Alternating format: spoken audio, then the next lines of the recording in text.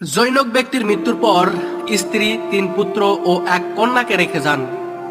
স্বামী মারা যাওয়ার পর ছোট ছেলে তার মায়ের দায়িত্ব নেয় এবং তাকে আদর যত্ন করে।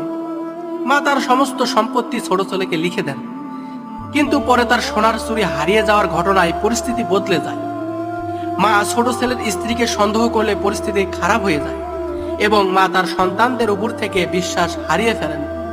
বড় ও মেজ ছেলে এবং মেয়ে তাদের মাকে আশ্রয় দিতে অস্বীকার করেন, কারণ তারা জেনে যায় যে মা সম্পত্তি ছোট ছেলেকে লিখে দিয়েছেন।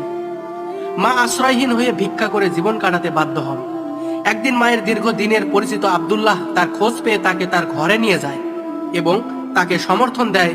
আব্দুল্লাহ মাকে একটি পুটলি দেয় যে সেখানে গুপ্তধন আছে বলে জানায় এবং মাকে বলে যেন সেই গুপ্তধন তার সন্তানদের মাঝে ভাগ করে দেন। মা হাতে গুপ্তধন থাকার খবর শুনে ছেলে মেয়ে